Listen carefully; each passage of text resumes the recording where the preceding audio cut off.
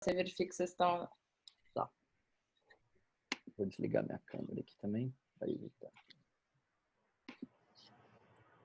Antes de começar falando, eu quero agradecer ao Lúcio pelo convite. Eu acho que são eventos muito importantes mesmo que tenho nas faculdades, né? São conteúdos que acho que muitas pessoas... Eu, quando estava na faculdade, tinha muita curiosidade sobre esse assunto. A pedido do Lúcio mesmo, eu vou começar falando um pouco da minha carreira, do que eu vivi até hoje, né? Quem conversa com o Lúcio, ele falou, poxa, que legal, seria muito interessante se você pudesse contar um pouco disso para os alunos. Então, eu vou começar falando um pouco de mim. Aqui eu coloquei de um lado por onde eu já passei, quais foram os meus cargos. Vocês podem encontrar isso facilmente no meu LinkedIn, que inclusive do lado direito tem o que eu tenho de mais valioso, né? Que foram as minhas experiências, né? Então, eu falando um pouquinho do que eu passei. Eu nasci numa família de empreendedores, basicamente todos os meus tios são empreendedores, e cresci escutando que o melhor negócio é você ser empreendedor, mas não via só o lado positivo de empreender. Eu também estava muito próxima do lado negativo e via todas as dificuldades. Então, eu nunca me senti muito preparada. Aos 15 anos, né, eu decidi ir para uma escola técnica em formação gerencial. Nessa escola técnica, em 2009, eu passei um ano dentro de uma pastelaria aqui de Belo Horizonte, conhecendo toda a história por trás dessa pastelaria. No final do ano, eu apresentei, né, na escola tudo que ela passou. No ano seguinte, eu entrei numa empresa júnior, com 16 anos. Nessa empresa júnior, eu era responsável pelo RH, então já peguei um pouco dessa bagagem. No terceiro ano, antes de formar, eu fiz um plano de negócio de uma indústria de madeira plástica. Cheguei, inclusive, não a vender o plano de negócio, mas apresentei para investidores o plano de negócio, que eles, na época, nem tinham muito essa parte de vender, né? Porque até não tinha um negócio, era só um plano. Mas um dos investidores ficou com o plano como forma, assim, com o objetivo de transformar em realidade. E também, no mesmo ano, eu fiz um estágio na área comercial de uma construtora. Então, eu fui para a faculdade. Na faculdade, eu fiz engenharia de produção, agora acho que muitos que devem estar aqui, né? E na própria faculdade, eu decidi que eu queria gastar meu tempo na faculdade. Então, na época, tinha começado um DCE, que é um DCE totalmente empreendedor, não tinha nada político.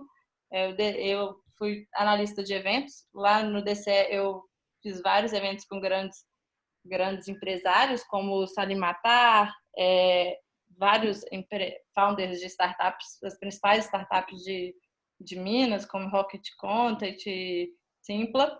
E fiz um evento com o Gustavo Franco, que é um economista, que ganhou um prêmio internacional. Saindo do DCE, durante o DCE, eu vi que aquela vontade, aquele sonho, né, que eu tinha de ser empreendedora, era igual a muitos sonhos de colegas meus. Então, eu decidi criar uma liga de empreendedorismo. Criei a liga, fazíamos mentorias de empresários já formados pela faculdade, dando mentorias para os alunos que queriam ser, né? E acabei que eu fiquei pouco tempo lá, tive que sair porque eu tive uma proposta para trabalhar como fundraising numa ONG. Fundraising, para quem não conhece, é o cargo que vem de um sonho para que a ONG tenha recursos para se manter de pé. E lá o meu maior aprendizado foi justamente a parte comercial, né? Porque lá você realmente está vendendo um sonho, você não vende nada concreto. Saí de lá, entrei para a SMT. A SMT é uma empresa que implementa no Brasil e em outros países o software de sucesso do consumidor na Medalha, que é um unicórnio americano. Eu fiquei 2 anos na SMT, saí de lá como uma das... A gente chama de arquiteta de programação, né? Que é o cargo mais alto em programação que tem. e saí de lá com o objetivo de empreender. Porém, eu conheci o Ricardo, que está aqui na foto, do lado da Camila, e aí ele me deu a oportunidade de coordenar a G2 Capital, que eu já estou há quase 1 ano e meio, 2 anos. E nesse meio tempo me tornei investidora anjo, sou mentora de bancas de aceleração e mentora de outras startups também. O objetivo aqui hoje é falar sobre investimento, mas antes de falar sobre investimento, não tem como eu não falar sobre a G2 Capital, o que a gente faz, porque está muito relacionado. Então, a G2 Capital é uma boutique de investimento seed pré-seed. Vou explicar mais para frente o que é seed pré-seed. A gente foca em negócios iniciais que têm perspectiva de se tornarem enormes. Mas como é que a gente vai, né, identificar esses negócios? Né? A frase é muito bonita. Quem não quer investir nesse tipo de negócio? Né? Mais para frente eu vou explicar como que isso é feito. A G2 foi fundada em 2017 pela Camila Farani, Shark no programa Shark Tank, que muitos devem conhecer, e pelo Ricardo Carvalho, que é especialista em estratégia e negócios, tem anos aí de experiências em investimento em startup.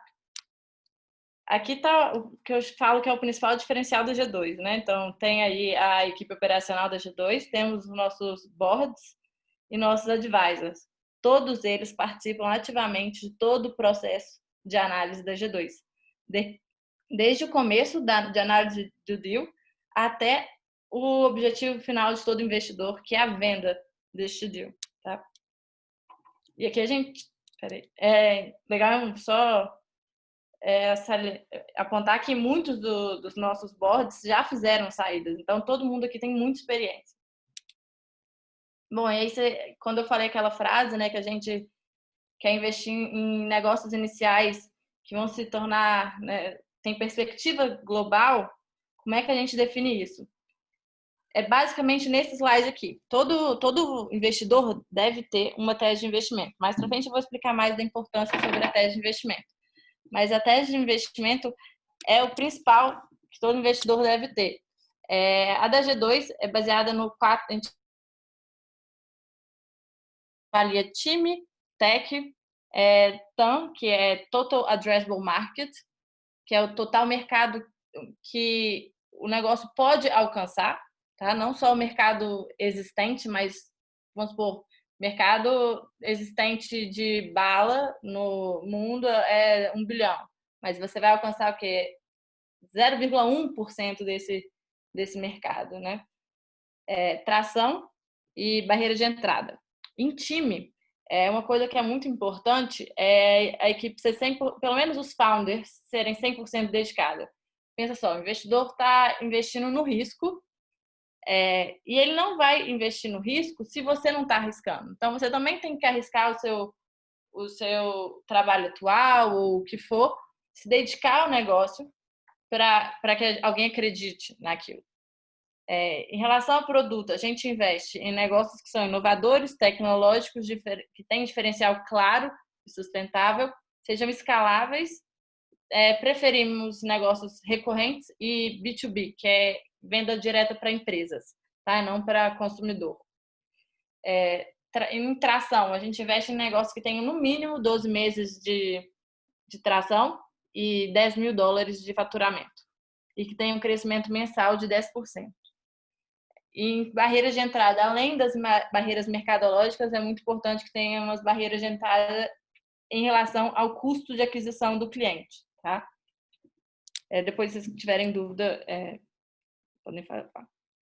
Bom, muito legal, já sabem como a gente identifica as startups que a gente quer investir, mas aqui está um pouco do nosso fluxo de trabalho, né? Por onde essa startup passa para até ser investida. Hoje, a G2 recebe aproximadamente 70% de todos os pitches que sejam de startups de seed e pré-seed. Então, a gente recebe aí uns 6 mil pitches ano. E, com certeza, a gente não consegue avaliar todos. Então, a gente tem que colocar uma prioridade. A nossa prioridade ali no número 1 é indicação. Então, a gente prioriza os pitches que são enviados pelos nossos boards, pelos nossos sócios, pelos nossos parceiros, e pelo ecossistema que está em contato com a gente. Se tem algum dessas pessoas que já está investindo, já analisou e está indicando, quer dizer que é um ponto a menos na nossa avaliação. No segundo ali, a gente tem avaliação de risco. Ela é feita sempre primeiro com o nosso analista de investimento, que utiliza uma metodologia que a gente criou no scorecard para poder avaliar as bases que eu falei antes no slide anterior da tese de investimento. Podem ter reuniões com pessoas do board e com consultores externos focados no mercado específico da startup. Em terceiro, quando a gente decide que é realmente um bom negócio que a gente vai manter no nosso pipeline de avaliação, a gente faz um dossiê com todas as informações da empresa e envia para todos os sócios do fundo e para todos eles poderem avaliar e nos indicar qual é a sua opinião. O número 4 ali seria a etapa final, que é o comitê de investimento, que o Lúcio teve a oportunidade de participar, que é onde o board decide em quais empresas vão ser investidas. E sendo investido pela G2, a empresa vai ter um advisor e a gente vai acompanhar ela com reportes trimestrais. Tá? Eu reduzi ao máximo o que eu pude falar sobre a G2, para ter mais tempo de falar sobre investimento em startup em geral. Tá? Se tiverem dúvidas, podem depois perguntar. Antes de falar sobre investimento em startup, é legal contextualizar o que é startup. A gente vê hoje startup na mídia, né? O número aqui está até errado, não são 12 mil mais, eram 13 mil, mas com a pandemia não se sabe quantas são, né? Após essa crise que estamos passando. A gente vê muito startup na mídia, todo mundo acha que é um caminho lindo, mas não são só flores, né? Eu vim aqui justamente falar sobre isso. E aí, o que é uma startup? Muita gente realmente, quando fala de startup, pensa no foguete, né? Muitas aceleradoras utilizam, inclusive, essa imagem nos seus banners e divulgação do programa de aceleração. Por quê? Porque realmente, como o foguete decola, a startup também costuma decolar.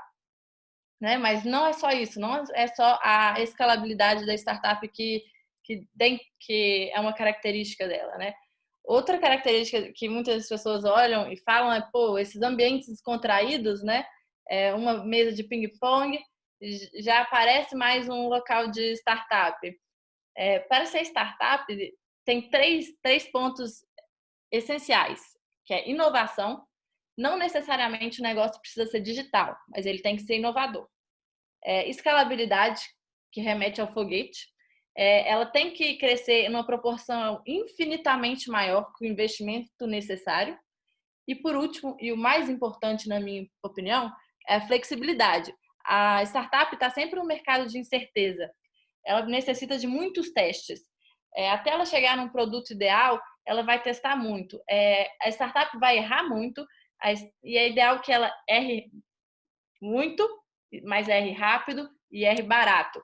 Por isso ela tem que ter flexibilidade para ter dinamismo e mudar as táticas delas conforme ela vai crescendo, tá? Aqui está um ciclo básico de uma startup, comparando as fases das startups com o tipo de investimento que ela deve MVP, que é o mínimo produto viável. Essa é a fase onde a startup está testando muito. Por isso, talvez essa seja a fase onde ela precisa mais dessa flexibilidade e dinamismo. E nessa fase de MVP, onde a startup não tem um produto pronto ainda, ela deve procurar dois tipos, né, de investimento. FFF, que a gente chama de Family, Friends and Fools, ou anjos. Tem anjos que ainda nem atuam nessa fase, tá? Na segunda fase seria Product Market Fit, onde as startups já estão com o produto pronto, já definido, mas não encontraram um canal certo de penetração de mercado. Nessa fase, tanto os anjos quanto o seed ou pré-seed, onde a G2 Capital atua, podem ser investidores que devem ser procurados. Passando de seed, aí existem alguns ajustes de produtos e maturidade, ajustes de governança também, que antes não era nada muito organizado, né? Que são feitos pelo lado da startup, e no lado do investimento vai em Venture Capital, onde tem Series A, Series B e por aí vai. Tá? A gente viu o ciclo da startup, agora que é outro ciclo de startup visto por outra perspectiva. No eixo Y, vocês vão ver lucro e prejuízo. E no eixo X, o tempo. Aqui é as mesmas etapas que ela está passando, tá? Só com nomes diferentes. E a startup, até ela ter sucesso no negócio e começar a ter lucro, ela vai estar sempre no prejuízo, porque ela precisa de reinvestir, sempre reinvestir. E isso a gente chama de Vale da Morte. Por que a gente chama de Vale da Morte? Porque é aqui que fica a maior parte das startups. A maior parte das startups morre nesse percurso, obviamente, porque não tem como manter a empresa sem investimento. E é por isso que as startups precisam tanto de investimento. E aí, vamos ver, vocês têm uma startup, já está no seu ciclo, e aí, você precisa de investimento? É muito importante, antes de decidir que você precisa de investimento, conhecer bem o seu negócio. Investimento parece ser mil maravilhas, mas eu costumo dizer que o investimento do investidor anjo, do investidor seed, venture capital, é o investimento mais caro, porque quando sua startup vier a ser vendida, você vai ver que realmente foi um investimento muito caro que você fez. O investimento no banco poderia ter sido melhor. Claro, as startups não conseguem muito fácil ter investimento através de banco, né? Outro tipo de investimento que podem procurar são fomentos. Mas e aí, antes de você decidir se você precisa de investimento ou não, você dá um passo para trás. E o primeiro ponto é ter autoconhecimento. Conheça tudo sobre o seu negócio. Eu gosto muito dessa charge aqui, que fala: não importa quantos recursos você tem, se você não souber como usar, isso nunca será suficiente. Mais para frente eu vou dar, inclusive, um exemplo disso. Somente dinheiro, a startup que vira para a gente fala: eu preciso de dinheiro e com investimento eu vou escalar, vai dar tudo certo. Pode ter certeza que não é isso. A startup tem que saber exatamente para que ela precisa de dinheiro. E por isso, tem essas 3 perguntinhas aqui que eu gosto muito, que é importante que você responda essas perguntas, mas não só responda essas perguntas sobre o investimento na sua cabeça ou responda num Word qualquer. Você precisa de me responder e me explicar essas perguntas numa planilha de Excel, falando por que você precisa de investimento, para quando, quanto, de quem, como, tudo isso explicado numa planilha de Excel. Normalmente é um DRE, com previsão, né, até tal ano. E daqui você vai tirar a resposta se você precisa de investimento ou não. Você fez tudo isso. E aí, qual que é o próximo passo, né?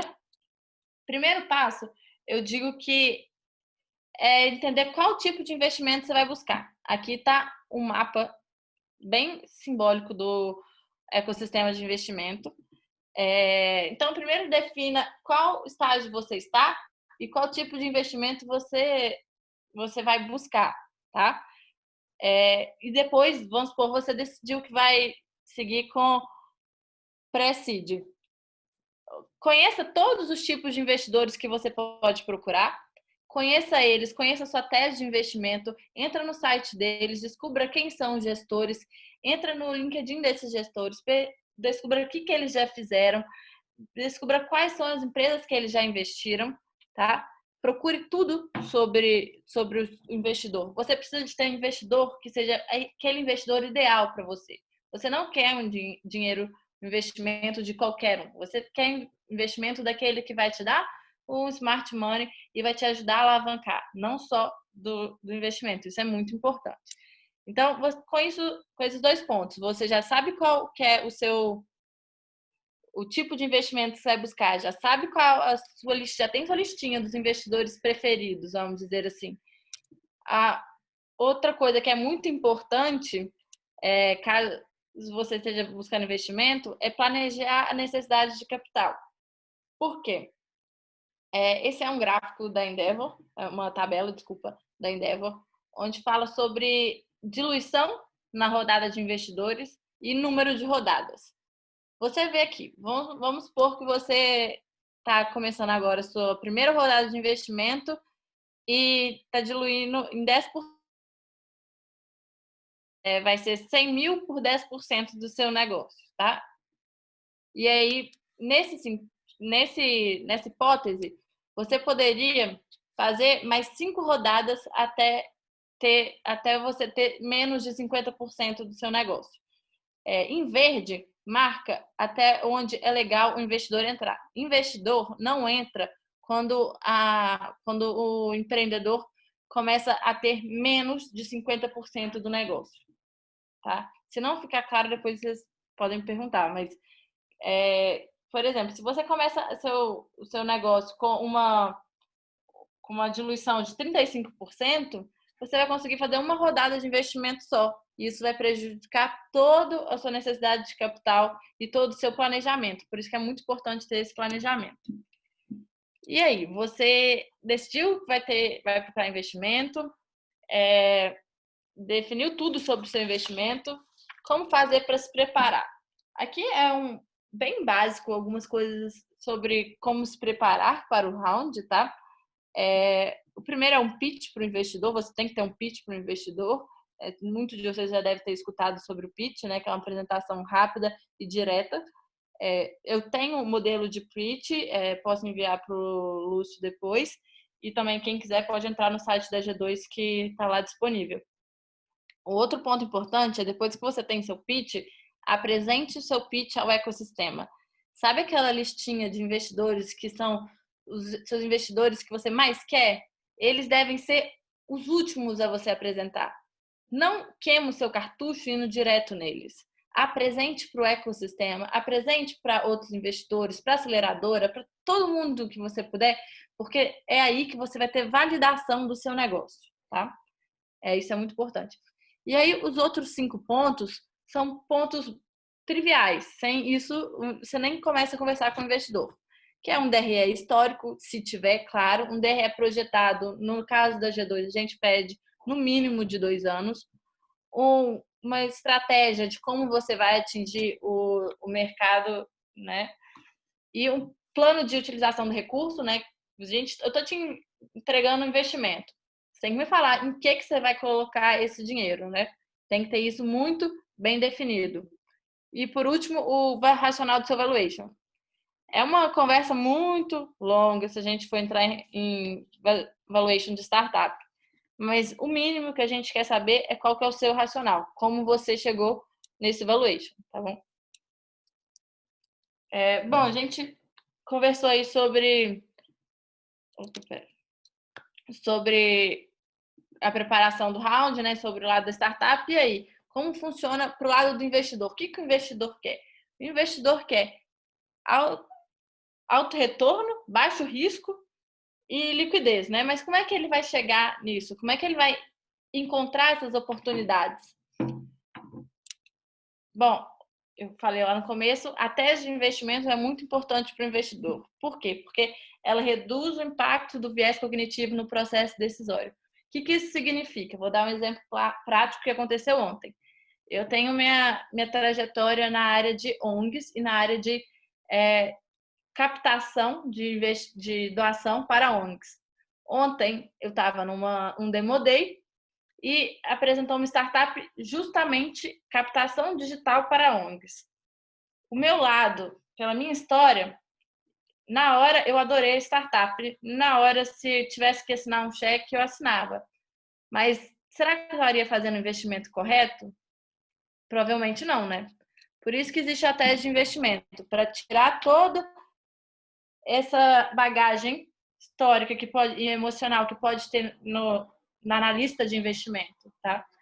E toda tese de investimento, em tese, tem todas essas no mínimo, esses pontos, tá? É em formato de uma casa, porque realmente a base dela são as pessoas. Vai ser sempre a parte mais importante de qualquer análise de investimento, vão ser sempre as pessoas, os founders, os advisors. Então, faça um time muito bom, um time que seja complementar, tá bom? E lá em cima tem oportunidades de saída, que é o teto, que é o objetivo de todo investidor, tá bom? Além da tese de investimento, uma coisa que é muito importante e ficou evidente durante a pandemia é analisar o mercado que você está, o momento, né? São as oportunidades. Por exemplo, o Zoom hoje, que inclusive a gente está utilizando aqui para o evento, vale mais que as 7 companhias aéreas principais do mundo, tá? Por fim, eu coloco aqui um case de sucesso. A Medalha é a empresa que eu trabalhei junto com a SMT. A Medalha fez um IPO em 2019, foi fundada em 2001 dentro de uma faculdade dos Estados Unidos. Durante 4 anos seguidos, ela ficou naquele vale da morte que a gente viu nos slides do começo, que você pode ter visto que ela realmente estava com necessidade alta de capital. Em 2019, para se preparar para o IPO, ela fez uma última rodada, e então abriu a última rodada aí com 2,5 bilhões de valuation. E um case de sucesso que eu acho bem legal é o case da Theranos. Acho que vocês não devem conhecer a Theranos por nome, mas vocês já devem ter ouvido falar de uma startup que prometia revolucionar exames de sangue. Era a Theranos. Ela conseguiu levantar em investimento 1,4 bilhões, mas mesmo assim eles prometiam entregar um produto que não existia, né? A empresa tinha, e em 2018 ela foi fechada e a founder foi acusada de fraude. Quem quiser saber mais sobre a Theranos, tem um documentário que chama A Inventora, é bem interessante. Tá? E aqui estão as 3 maiores razões de sucesso. O primeiro é o mercado não está pronto para receber o produto. Não tem muito o que fazer contra esse ponto, né? Você entender o mercado, procurar bem, testar, tá? O 2 é a falta de investimento, mas não só a falta de investimento, dinheiro por si só, é a falta de investimento para quem está preparado, para quem sabe o que vai fazer, nesse sentido. E terceiro, não possui o time correto. Realmente, a equipe é um dos pontos mais importantes. Fechando, eu vou falar um pouco do mercado brasileiro.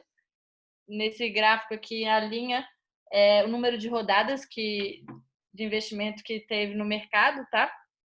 E o gráfico, as barras são a quantidade em dinheiro, em reais, de investimento. Nesse gráfico, a gente vê que aumentou muito de 2010 para cá a quantidade de investimento, mas uma coisa interessante é que não aumentou tanto assim a quantidade de rodadas. Isso porque as rodadas de investimento no Brasil estão ficando cada vez maiores, mas o número de investimento está permanecendo mesma coisa. E aqui a gente tem que 44% dos lucros dos exits no Brasil são lucrativos e tem um múltiplo de 2,2. Mas quando o investidor é aquele investidor que ele põe a mão na massa, ajuda a startup, coloca a startup em conexões, esse múltiplo aumenta, tá? E muito. Você pode ver aqui, ó, vai para 5 vezes, 10 vezes. E aqui né, se vocês quiserem saber mais sobre esse mercado, algumas indicações de onde seguir. No Instagram da G2 mesmo, a gente posta algumas coisas e tem todos esses sites que também tem bastante coisa interessante. Peguei bastante coisa, inclusive, do Crunchbase. Quiserem enviar pitch, quiserem falar comigo, pode entrar em contato. Obrigada. Luísa, muito obrigado pela palestra aí. Achei sensacional, porque traz um monte de conceito, né? Como eu falei, não é minha área. É muito conceito. Se não tiver ficado claro alguma coisa, fiquem à mas assim, vontade. pode ser que sim. Alguns perguntem, pessoal, quem quiser perguntar, tá aberto aí para colocar, mandem no chat aí as dúvidas, que eu vou anotando aqui, a gente vai, né, a Luísa vai vendo e também a gente vai respondendo aí. Mas é que eu achei bacana mostrando, né, toda a sequência, né, dos dois lados, né, do investidor e do negócio, assim, e o foco, né, como boa parte do pessoal que está aí, né, a maioria, assim, são alunos que estão pensando em desenvolver um negócio, então, vocês viram, tem boa parte dos alunos que são alunos de ciências contábeis, você viu que o DRE aí é uma coisa que é muito relevante, então já Muito. pode começar a vender consultoria de DRE. Pessoal, faço DRE para startups, né, para entrar numa startup aí. A Luísa falou várias vezes aí durante a fala dela da importância de times completos.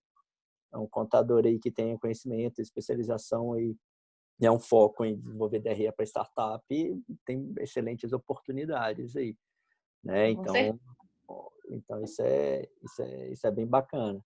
Então, pessoal, quem quiser, eu tenho algumas perguntas anotadas aqui, fui fazendo, né, algumas perguntas assim, mas, né, se alguém quiser fazer alguma pergunta também pode mandar no chat aí que a gente vai respondendo.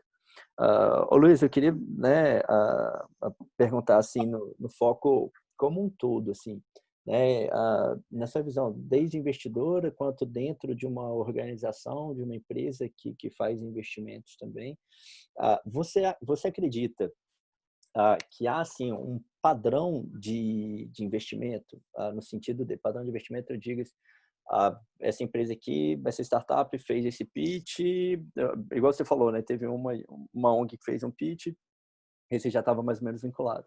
Mas você, a querer investir, só que aí você volta nas bases, e aí, será que eu vou realmente investir? Vale a pena? Esquece um pouquinho o coração, e aí vamos realmente avaliar para ver se o negócio vale a pena investir. Mas eu digo no sentido de, há um certo padrão de você, na hora que você vai avaliar, pessoal, eu vou seguir nisso, tirando a questão você colocou, né, as linhas lá que vocês seguem, tem a ficha, né, de avaliação também, mas você acha que há algum padrão, assim, no investimento? Se eu vou investir nessa, eu vou só se tiver, você mostrou lá os 4 T's, né, também, mas Você você acredita que há algum padrão, assim, ou quer não, dizer depende se um há pouquinho? alguns pontos que são padrões entre os fundos, seria isso? Isso. Acho que seria equipe. Equipe é sempre o ponto que é igual para todo mundo. A startup que tem uma equipe, vamos dizer assim, foda, é assediada, entendeu? Equipe é sempre o número um. Porque os outros KPIs, os outros pontos, vai depender da tese de investidor da tese de investimento de cada investidor. Então, pode ser que eu não invista em biotech e vai vir uma empresa muito legal de biotech me apresentar. Eu não vou querer porque eu não conheço esse mercado, entendeu? Então, vai de cada investidor Uhum. esse ponto. Mas o que é comum sempre é a equipe. Legal. Bacana. A gente tem uma pergunta aí da Maria Beatriz. Você está vendo aí, Luiz, a pergunta? No chat? Uhum, tá. Na minha opinião, o que toda startup peca na contabilidade é porque fazer previsão num DRE de contabilidade de uma startup é muita, assim, viagem mesmo. Você não tem como definir se a empresa vai crescer 4 vezes, 5 vezes, 10 vezes. E você não tem como explicar isso para o seu investidor. Então, para mim, a previsão do DRE futuro é o ponto onde tem mais dificuldade. As empresas, às vezes, realmente viajam na ideia que vão crescer 100 vezes de um ano por outro, ao invés de me trazer uma coisa mais realista, com base no que já passou. Sim, realmente, startups crescem muito, mas nada. O que está justificando, né? Então, isso. Eu acho que esse é um ponto. E também acho que é clareza no DRE da contabilidade. Que quando eu coloquei lá que tem 6 perguntas que devem ser respondidas dentro do DRE, eu quero realmente ver essas perguntas lá dentro. Eu quero, por exemplo, se eu estou investindo 100 mil reais numa startup, eu quero verificar exatamente cadê esses 100 mil reais lá, porque Se eu estou investindo R$100.000, quer dizer que a startup vai ficar no prejuízo em 100 mil e eu vou estar cobrindo esses 100 mil dela, né? Então, eu tenho que ver nesse sentido.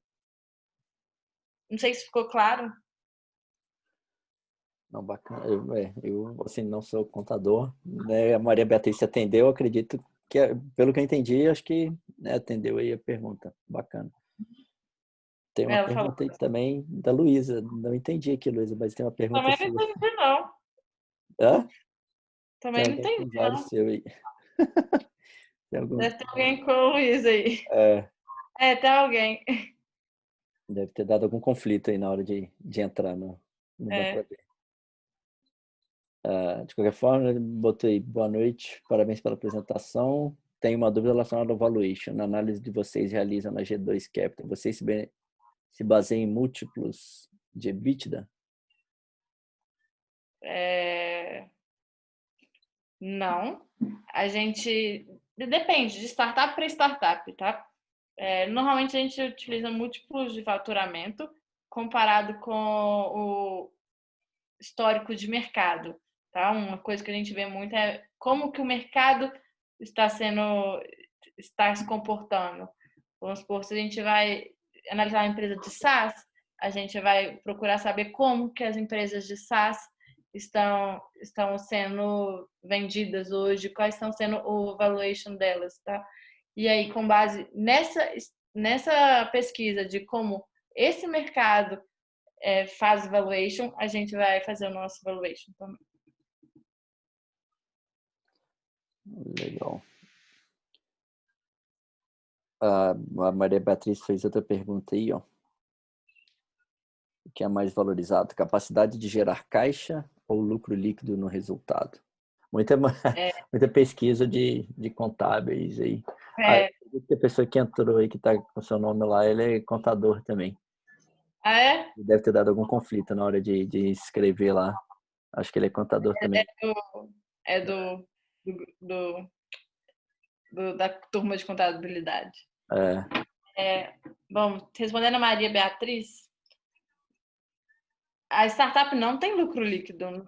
Não sei se você lembra, posso até voltar se quiser sobre o Vale da Morte. Voltando aqui rapidinho, deixa eu voltar mais rápido aqui.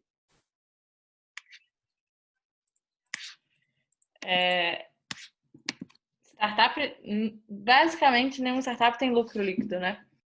Ela fica muito no prejuízo. O mais importante que você falou aí é a capacidade de gerar caixa. Isso é uma das coisas que realmente é muito importante e essa capacidade conta muito para quem é investidor, porque a gente não quer que ela dependa do nosso investimento, ela quer que ela consiga conseguir reinvestir e manter o negócio.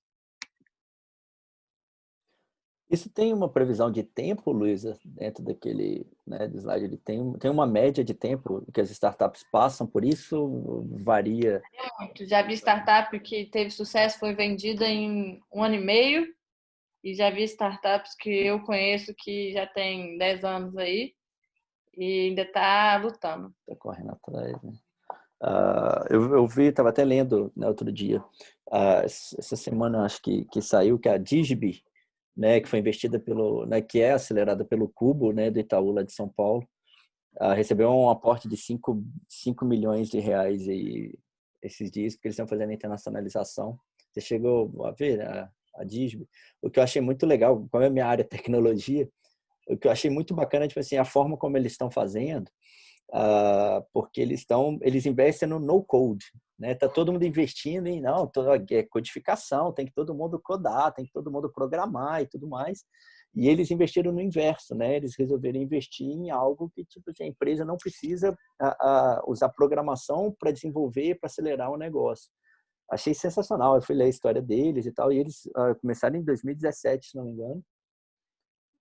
E aí eu li a história do CEO lá, esqueci o nome dele agora. Mas achei sensacional isso, mudando, vem uma startup que vem mudando, né, o pessoal com muita experiência já na área de TI, que muda a forma, né, de como a empresa pode se transformar digitalmente. O que muitas empresas têm feito hoje é contratar, né, empresas de tecnologia para para fazer análise de dados, cientistas de dados dentro da empresa para fazer, né, o levantamento, a análise e tomar as decisões em cima disso.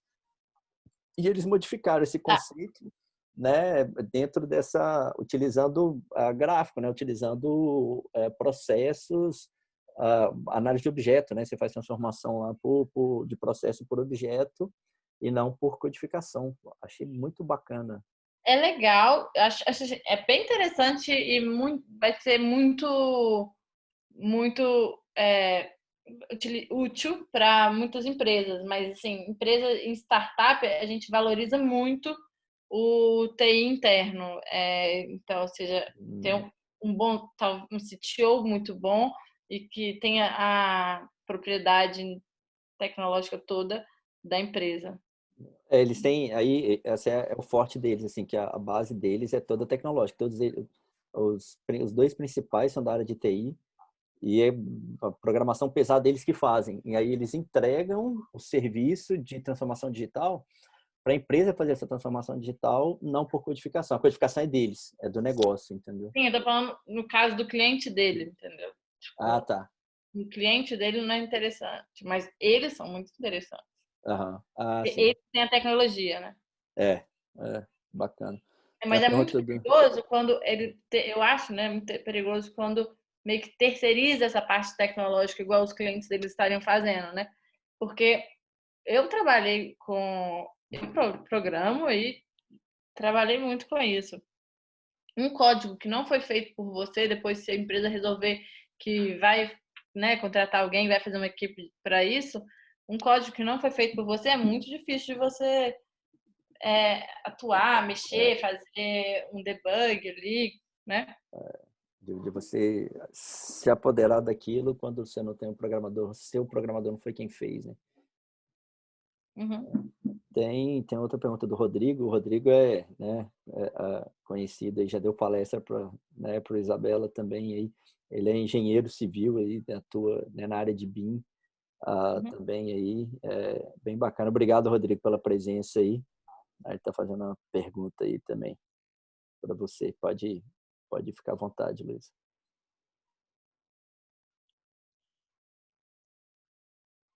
Tá.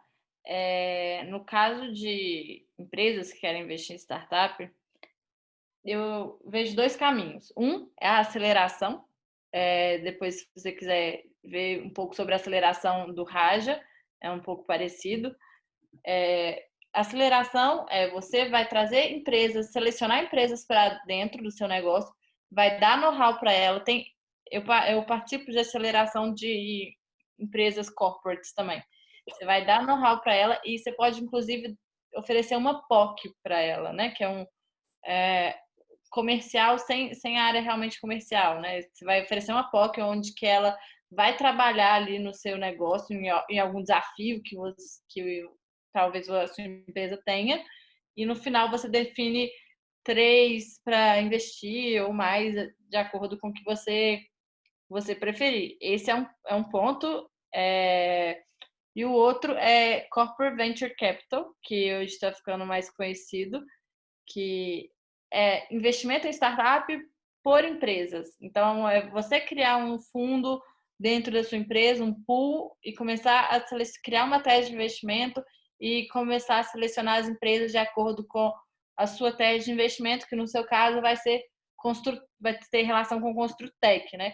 Rodrigo, eu não sei se ficou claro, mas acho que esses dois são caminhos. Ou você vai para um caminho de aceleração, onde as empresas ainda não tem muita maturidade, ou você vai para o caminho de corporate venture capital, onde você pega empresas com mais maturidade e investe um capital maior. De qualquer forma, eu tenho muita know-how nesse assunto aí, eu posso te ajudar nessa parte. Pode entrar em contato comigo ou pelo e-mail que eu coloquei ou pelo próprio LinkedIn, que é Luisa Hodgson mesmo. Legal, em cima disso, né, Rodrigo, a gente pode conversar também depois, que, né, também, como é minha área, também essa parte de Construtec também, e a parte de inovação, depois a gente pode conversar também, porque a gente pode, de repente, fazer até parceria lá com o João no Raja, né, para dependendo do tipo de negócio que você quer desenvolver, a gente pode fazer como um hackathon, se for alguma coisa mais rápida, ou a gente pode fazer né, a gente pode fazer uma rodada lá de análise de startups que eles têm lá, que até estão passando no processo de aceleração, escolheram acho que 40 startups ao todo, que eles estão acelerando agora. Não vi, não conheço todas, mas às vezes pode ter alguma lá que tá desenvolvendo. Dependendo do tipo de inovação que vocês querem fazer, Rodrigo, lá na empresa, se for muito específica, a gente pode ir para essa parte, né? Pode levar para essa parte de fazer mais customizada, algum hackathon, ou buscar algo, né, diferente. Mas a gente pode também trocar ideia em cima disso. Mas bacana, Rodrigo, obrigado aí. Tem uma pergunta também: quando uma empresa deixa de ser startup, Luísa? A empresa é uma startup, ela é inovadora, escalável e tem flexibilidade. Ela vai deixar de ser uma startup para ser um unicórnio quando ela se torna uma empresa que vale, né, 1 bilhão. É o caso da Medalha, ela é uma empresa gigante hoje, tem funcionários no país todo, não no país todo, desculpa, no mundo todo, e ainda é uma startup por causa do modelo de negócio dela, que é escalável, ela é flexível e ela é inovadora. E só que hoje ninguém mais chama ela como startup, chama ela de unicórnio. Isso é uma dúvida muito grande, né? Porque igual, por exemplo, tem algumas pessoas que você vê falando que o iFood é uma startup. Acredito que já deixou de ser, mas esse É, conceito ainda parece que é meio nebuloso. mas não tem problema chamar de startup, né? Porque tá fixando nas características que ele realmente tem, né? É inovador, é flexível, né? Tem uma pergunta do Vitor aí: Luísa, boa noite. Eu preciso estar iluminado para criar uma startup de sucesso? Pois, como você disse, muitas morrem no Vale da Morte. Eu diria que iluminado é uma coisa Luizinha, né? que A lâmpadazinha lá, né, em cima. não precisa de estar iluminado, precisa de ter muito trabalho, muitas horas de sono perdidas. É, Founders, né, de startups, a gente chama de startupeiro, e eu vivo já há muito tempo trabalhando na sala ao lado deles. E eu via como é intenso, chegando às 7 horas da manhã, saindo 11 horas, não recebe salário por 2 anos, 3 anos, dando duro mesmo. Então, você precisa de trabalho duro e não de estar iluminado. Legal, muita gente acha que vai ter, né, aquela ideia, né, de US$ 1 milhão, assim, da noite para o dia também, né? O que você falou. Tem Recebo uma inúmeros vida, né? e-mails falando, tive uma ideia que eu vou ficar bilionário. Vamos parar agora, vamos fazer um brainstorming agora para a gente desenvolver um novo negócio e ganhar US$ 1 milhão aí, né, da noite para o dia, receber investimento e tudo mais, né? Não é por aí. Você mostrou 2 gráficos aí, você mostrou essa sequência que é mais desafiadora, né? E foi legal ontem, eu estava conversando com a Luiz antes aí também, teve né, o Raja lançou ontem abriu, né, seu projeto, seu launch, né, o 5º launch, mostrando as startups que eles vão acelerar agora, durante o período de 3 meses. E aí teve, né, fugiu o nome lá do CEO da Zelo, e aí ele falando do sofrimento que é no sentido de você não passa, né, da noite para o dia que você vai receber uma grana, você vai receber um investimento pesado e aí você vai sair daquele, nossa, startup é para fazer assim na vida, né? Modificar. Não, ele falou, ele vendeu o carro dele, ele vendeu o apartamento dele, ele vendeu um monte de coisa, deixou o emprego que ele estava para focar na startup. Hoje é uma startup de sucesso, que está recebendo investimentos, que está sendo desenvolvida, tá entrando no caminho de sucesso, mas ele abriu mão, assim, de coisa, de patrimônio que ele tinha para colocar no negócio que ele acreditava. Então, não é assim, pô, eu vou continuar trabalhando. Isso tem muito também, né, Luiz? O pessoal acha que vai continuar trabalhando 40 horas numa empresa e aí depois ele vai conseguir desenvolver a startup dele, fazer os dois, né? Vou ganhar de um lado e vou ganhar de outro, né? Quando eu falei sobre a tese da G2, 4Ts, 1E, eu falei sobre equipe, e uma coisa que eu coloquei sobre equipe é 100% dedicada. Se tem uma coisa em comum, qualquer investidor, é a equipe estar 100% dedicada. Porque justamente o risco que o founder tem ao empreender é o que ele está deixando para trás. Se você não deixou para trás o seu trabalho, ou que quer que seja, para estar investindo, nem que seja o seu tempo no negócio que você está começando, por que eu vou investir dinheiro em você se nem você está acreditando? Entendeu? Né? Verdade. Então, quem está pensando em desenvolver alguma coisa, esqueçam que é só vida, assim, né? Primeiro, é lógico que no começo você tem que juntar uma grana, né? Os investidores, né? Como eu sempre estou participando, assim, vendo o pessoal falando muito sobre isso, sobre investimento em startup, aceleração e tudo mais. A primeira coisa é que você tem que fazer um provisionamento de grana, assim, no sentido de, no primeiro período eu vou trabalhar e vou desenvolver na startup, até ela conseguir ter alguma coisa, mas você vai ter um tempo que você vai precisar focar 100% do seu tempo na startup, para ela poder decolar, senão não decola. Enquanto isso, enquanto você estava trabalhando. Uma hora que você entrar 100% de cabeça, você tem que acreditar naquele negócio e se precisar pivotar, né, modificar o objetivo e tudo mais, é outro caminho, mas é muita dedicação. Esse iluminado, né, essa ideia tem que estar iluminado para desenvolver um negócio, está dentro do processo. Ele arrumou aqui o que ele quis dizer. Ele falou que Ah. É porque hoje em dia você criar algo inovador é muito difícil. Criar algo que já não existe, que eles realmente, nesse sentido, o que eu falo decidiu, quer criar uma startup? Procure um problema. Qual problema você vai... Não comece pela solução, comece pelo problema. Que problema você vai resolver? E, a partir desse problema, cria a melhor solução. Aí você realmente vai ver quais outras empresas já solucionam esse problema. Às vezes as empresas solucionam de uma forma que não é melhor. Você pode solucionar de uma forma melhor e ganhar o mercado assim, entendeu? Realmente, não hoje, mas assim, temos negócio de tudo quanto é tipo. Já vi todos os tipos de negócio que você imaginar. Ser inovador, 100% inovador é difícil, mas você pode ser inovador na forma de resolver o modelo, ou então melhorar a execução de alguma de alguma solução, né? De alguma empresa. Eu gosto muito de execução, né? Porque ideias inovadoras, ideias que vão revolucionar o mundo, todo mundo pode ter, né? Mas e a execução? Tem que ser a melhor execução possível. Tem vários casos de empresas que já existiam algum concorrente, mas executaram melhor. Acho que é isso. Legal. Pessoal, podem, né, se tiver mais perguntas aí, podem perguntar aí. Ô, Luiz, um outro comentário que eu ia fazer com você também, que eu queria saber seu ponto de vista. Há não vou falar nem um viés, nem um lado assim, mas há uma linha também de pensamento em cima dos unicórnios, né, das startups que valem aí, né, que chegam a poder valer, né, que são avaliadas aí em $1 milhão, né? O unicórnio no Brasil é avaliado em $1 milhão ou é avaliado em $1 milhão? Mas Não, eu sempre 1 bilhão confundo. 1 bilhão. Mas $1 bilhão ou $1 bilhão? de Essa dólares. dólares, né?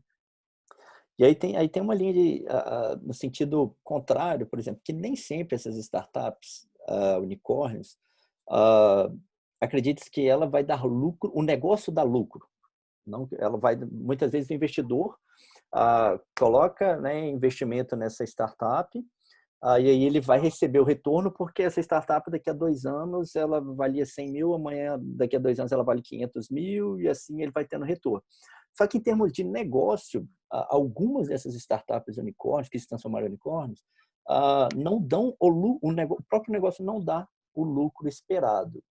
Você já viu? Aí tem até, né, um comparativo, né? Você deveria investir em camelos ao invés de unicórnios, né? Porque o camelo ele aguenta mais tempo e tudo mais. Você tem alguma visão em cima disso? O que você... Olha, na minha opinião, nesse ponto, é o caso do Uber, né? Nesse ponto, depende muito de tese de investimento, tá? A tese de investimento da G2 foca muito em break-even. Então, se a empresa não tem capacidade de geração de caixa, se a empresa não tem capacidade, não que consiga, mas capacidade de entrar no break-even, para a gente sairia fora da tese, tá?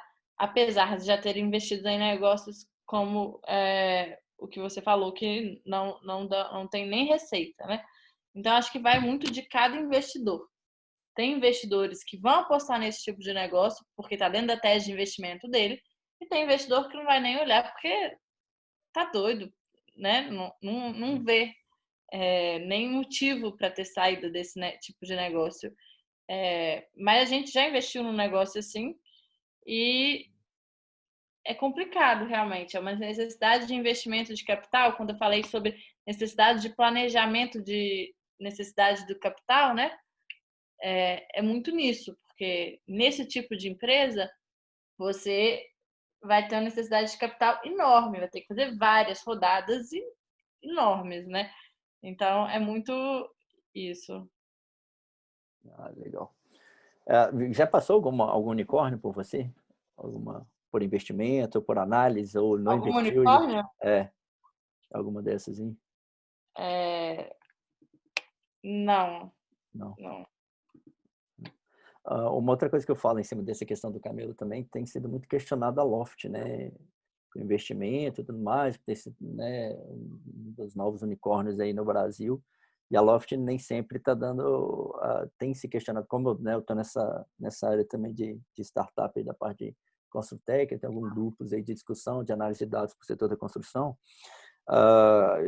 É muito questionado o ponto da lucratividade do negócio, né? O negócio ainda não está dando lucro como negócio, porque eles estão investindo em outras áreas, em customização e tudo mais. Pode até ser que vai chegar, né, e tudo mais, mas ainda passa-se, né, por um processo muito, vamos colocar assim, operacional. E um outro ponto, eu estava até lendo agora há pouco, saiu o pessoal, os entregadores da iFood, né, estão querendo fazer greve, então um debate aí querendo fazer greve, porque a forma como é feito o pagamento dos entregadores aí não acredito que seja só do iFood, né? Até porque os entregadores hoje eles têm a mochilinha do iFood e entregam para todo mundo, mas para várias outras empresas.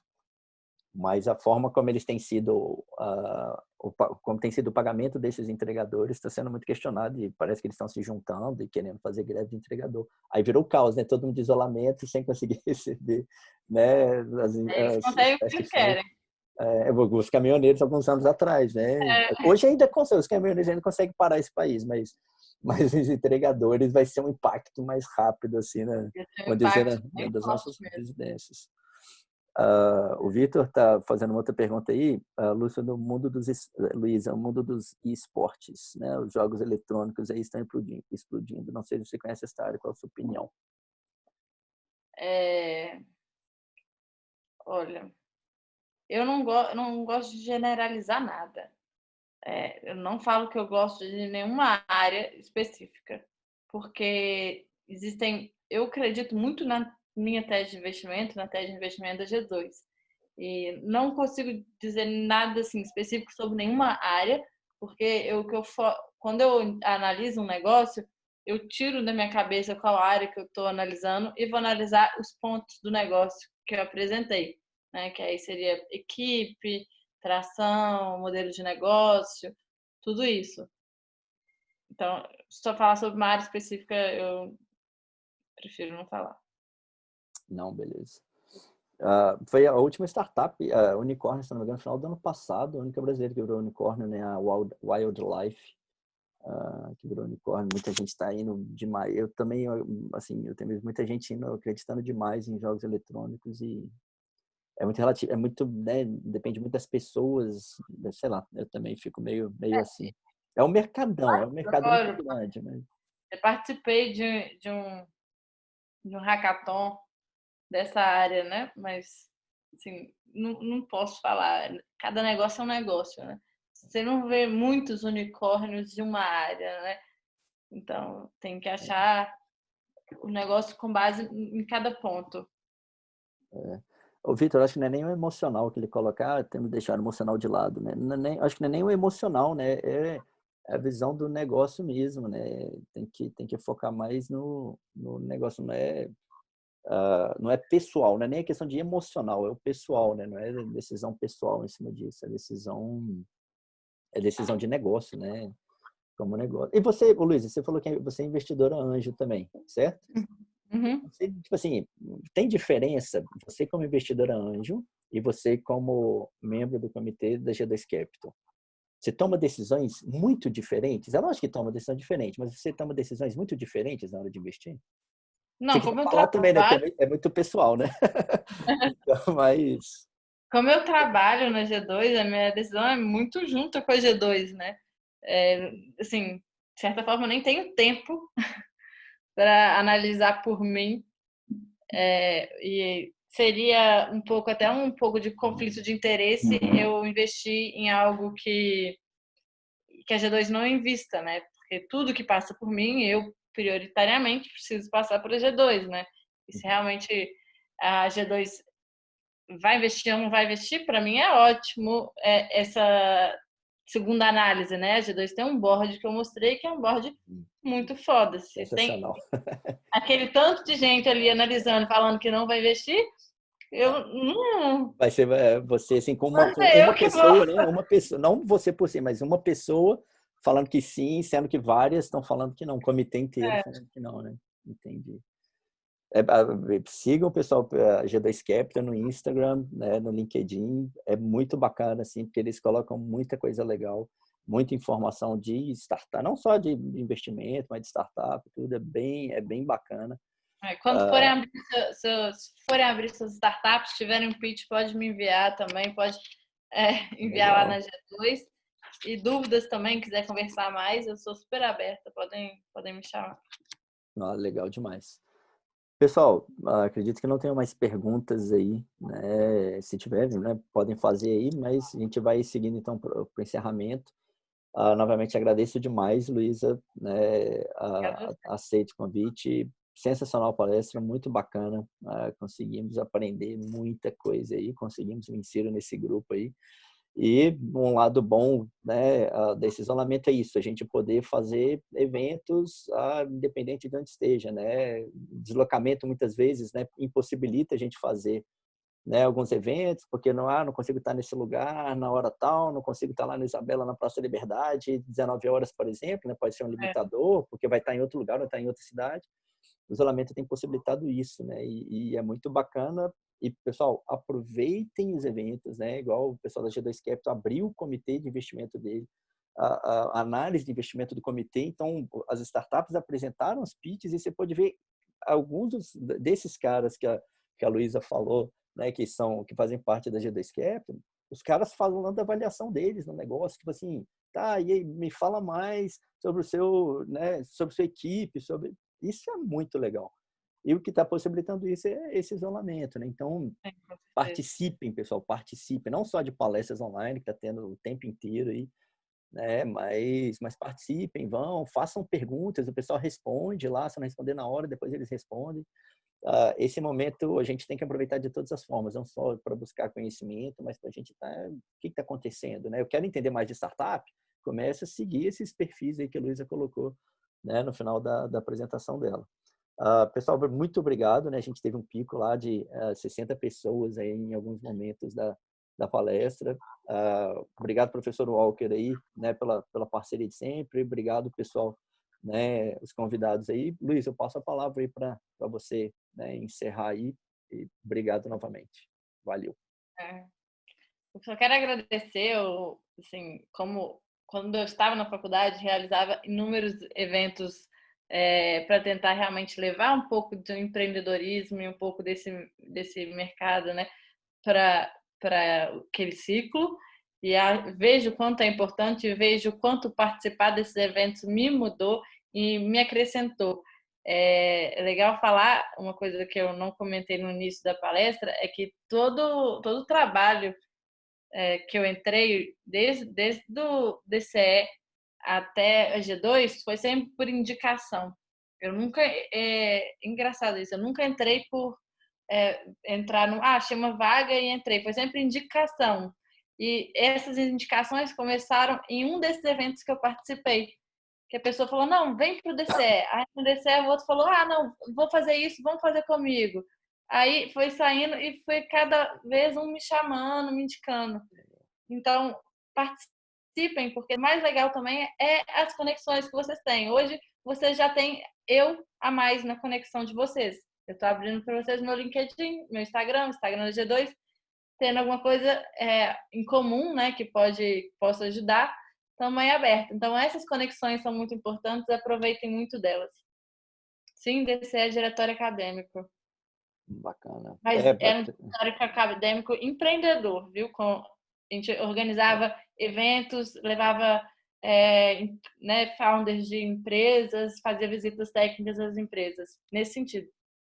É até legal, foi até uma das conversas que eu e a Luísa, quando a gente teve antes, né? A Luísa falou que participou, por isso eu falei, nossa, você tem que falar como é que foi sua experiência, né, quando você fez a sua graduação, porque no Isabela hoje, infelizmente, hoje a gente não tem no curso de administração, nem de engenharia, um DCE envolvido, assim, mas, tipo assim, quem implanta o DCE não são os professores, não são os coordenadores, são os alunos. Então, pessoal, peguem e façam e criem.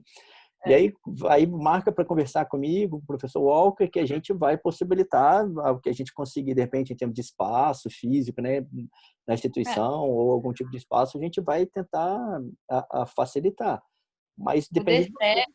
DCE, quando eu participei, a minha gestão criou o DCE na faculdade. E a gente foi procurar outras pessoas que participaram de DCEs em outras faculdades para saber como é que você fez, como é que faz. E a gente não tinha nada físico nem nada. A gente se encontrava, às vezes, na lanchonete, decidia ali sobre o evento e mão na massa. E as empresas são muito abertas para estudantes. A gente fazia uma ligação lá, a gente fez uma ligação na Simpla, quando ela começou a bombar. Oi, a gente queria fazer uma visita técnica com alguns alunos, pode? Ela, pode, claro, que dia que vocês querem? E aí a gente só precisava usar as redes sociais para avisar que ia ter e organizar, entendeu? Então, é muito legal. Se vocês quiserem conversar depois também comigo sobre isso, podem entrar em contato. Legal demais. Dicas aí, pessoal. Então, ó, né, se mexam aí. Tem um monte de aluno vindo na lista, tem um monte de aluno de engenharia, tem um monte de aluno de administração, tem um monte de aluno de ciências contábeis. Já tem um grupo aí de alunos complementares, né, multidisciplinares, né? Então, já tem uma equipe aí de vários conhecimentos. Manda bala, Se mas quiser depende de fazer uma vocês. trip lá no Raja, depois que melhorar, passar isso Legal. tudo, organizem aí e só falar comigo, eu converso com o João. Legal demais. Tem assim algum tempo já que eu tô louco para fazer visita lá com os alunos, visita técnica lá no Raja para mostrar tudo. Que uma vez, na primeira vez que eu fui lá, o João me mostrou tudo. Foi dentro de todas as empresas. Isso há 2 anos atrás. Muito legal. Sensacional. Os espaços, né? Não só o espaço do Raja em si, mas todo o espaço assim é muito bacana. É É, mais gente, legal conversar com as pessoas que estão lá dentro.